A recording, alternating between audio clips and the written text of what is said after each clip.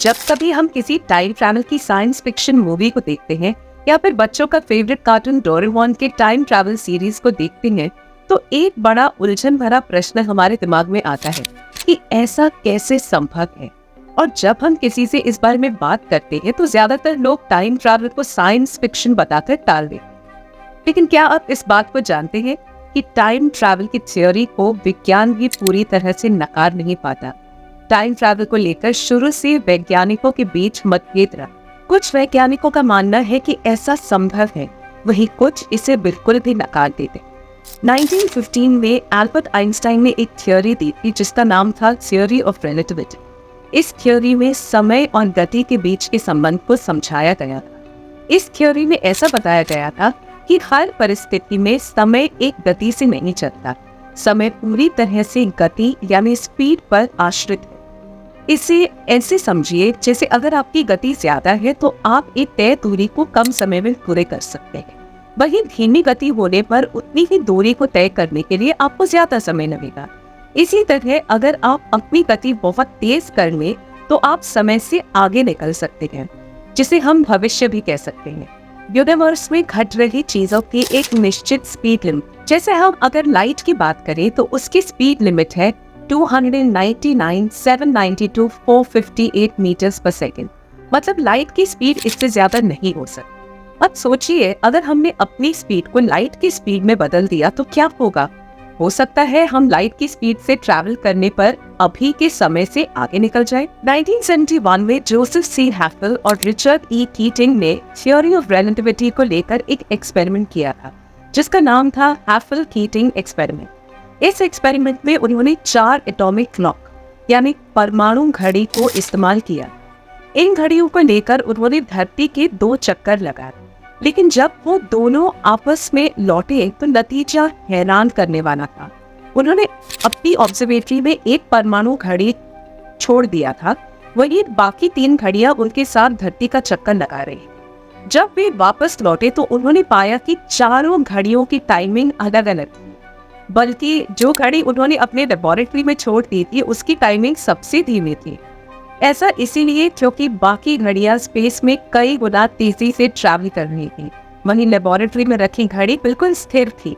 लेकिन इस एक्सपेरिमेंट के बाद एक बात तो साफ हो गई थी कि अगर हम अपनी स्पीड को बढ़ा लें तो हम समय से आगे बढ़ सकते हैं, यानी भविष्य में जा सकते हैं। हालांकि अभी तक शायद विज्ञान उतनी तरक्की नहीं कर पाया है जिससे हम समय की गति से आगे निकल सकें, लेकिन भविष्य में ऐसा भी हो सकता है। हाल ही में एक इंटरनेशनल टीवी चैनल ने एक टाइम ट्रैवलर नोआ का इंटरव्यू सोशल मीडिया पर अपलोड किया, जिसका दावा है कि वो भविष्य की यात्रा करके आया है। नोआ पहले भी भविष्य को लेकर कई खुलासे कर चुका है, लेकिन हाल ही में उन्होंने चौंकाने वाला खुलासा किया। उनका कहना है कि 2030 में मार्टिन ल्यूथर किंग की पोती योलांडा रेनी किंग अमेरिका की राष्ट्रपति बनेगी और इसके साथ ही वो अमेरिका की आखिरी राष्ट्रपति भी हो। हालांकि इस बात में कितनी सच्चाई है ये बात बताना मुश्किल। अगर टाइम ट्रैवल की साइंटिफिक ओपिनियन की बात करें और इसे एक एग्जाम्पल के साथ समझने की कोशिश करें, तो यदि कोई बीते समय में यात्रा करे और अतीत में जाकर अपने माता पिता के विवाह को रोक दे तो उसका कोई अस्तित्व ही नहीं होगा। और इस स्थिति में वो व्यक्ति कौन होगा जो वर्तमान में समय यात्रा कर रहा है। यानी कि यदि हम अतीत में पैदा ही नहीं हुए तो हम वर्तमान में समय यात्रा कैसे कर सकते हैं। इसी कारण अतीत में समय यात्रा को असंभव माना जाता है। इस पर वैज्ञानिकों का मानना है कि जो घटना घटित हो चुकी है उसकी छवि और ध्वनि ब्रह्मांड में पार्टिकल्स के रूप में हमेशा मौजूद है। जिस तरह हम मूवी देखते हैं उसी तरह हम टाइम मशीन के जरिए अस्तित्व की इन घटनाओं को देख सकते हैं, लेकिन हम इसमें कोई बदलाव नहीं कर सकते हैं। और अगर हम ऐसा करने की कोशिश करते भी हैं तो वे कण बिखर जाएंगे और अस्पष्ट हो जाएंगे।